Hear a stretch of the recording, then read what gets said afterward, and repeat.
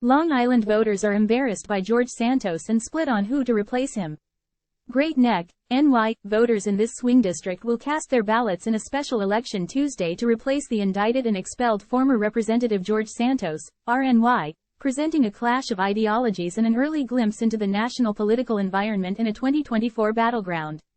The competitive election pits Nassau County legislator Mazi Pilip, a Republican, against former Representative Suozzi, a Democrat who held this seat before vacating it in the last cycle. Or, as it's been nicknamed here, the Mazi versus Suozzi race. I voted for Suozzi because he has the experience. It was close between Mazi and Suozzi, said Mark Schneider, of Great Neck, who cast his ballot early.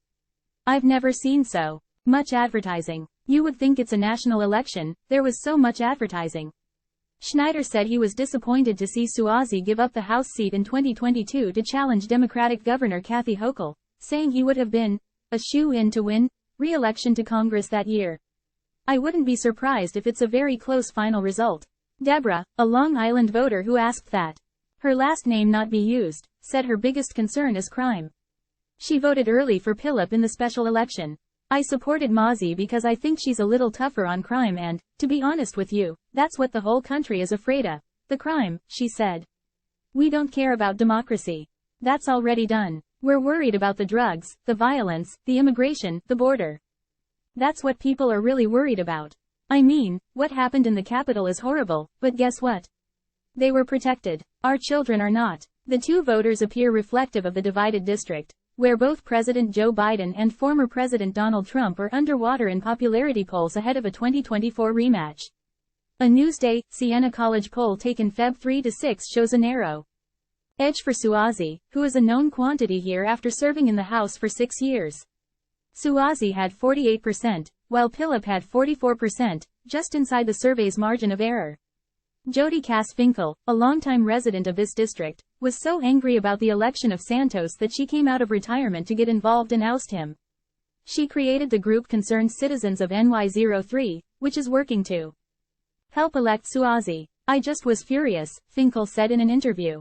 I was gonna go back to retirement but I decided, nope, gotta do something for my community. I'm kind of appalled that it's close because I saw the debate and you can't watch that debate and think that she's ready to be our representative. I felt insulted watching her, she said. I have a lot of friends who really liked her a lot. But watching that, I just don't understand. She's so unqualified to be in Washington. The Siena College survey found that Suozzi has a net favorable rating, while Pilip is slightly in negative territory. But twice as many voters had no opinion on Pilip than on Suozzi. Notably, Pilip held a 9-point lead on addressing the migrant influx into the United States, which has melded together with crime as top-of-mind issues for voters.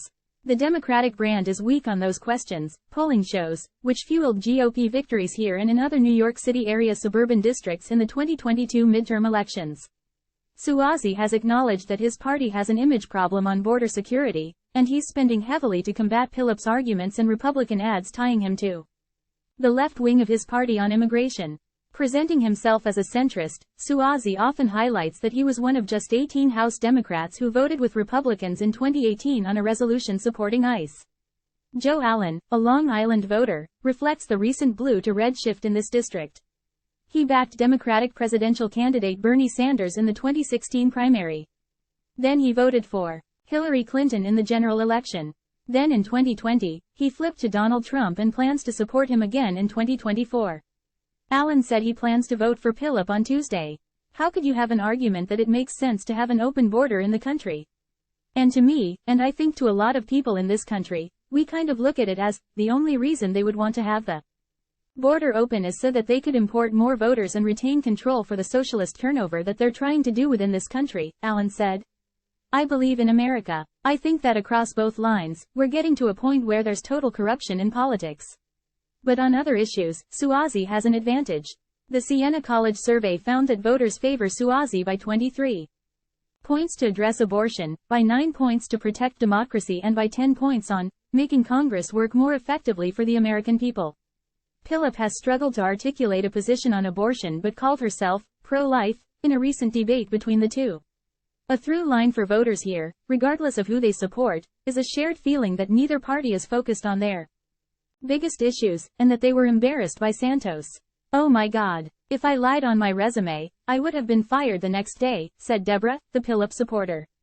"He stayed too long. He's a nice guy, I'm sure, but not to run this country." Suozzi is seeking to tie Pilip to Santos, describing her as similarly non-transparent about herself and where she stands on major issues, like abortion and gun control. "But it's not clear that will work. I think he's a little bit of a cook," Allen said. "I didn't vote for him, or I don't really stand by him in particular. I'm kind of an independent. But if he was on the ballot this time, I definitely wouldn't vote for him." Schneider noted that this special election, with the eyes of the nation watching, wouldn't be happening if not for Santos. "It's disappointing," he said. "Disappointed that he wasn't vetted better. And this whole thing is because of that issue.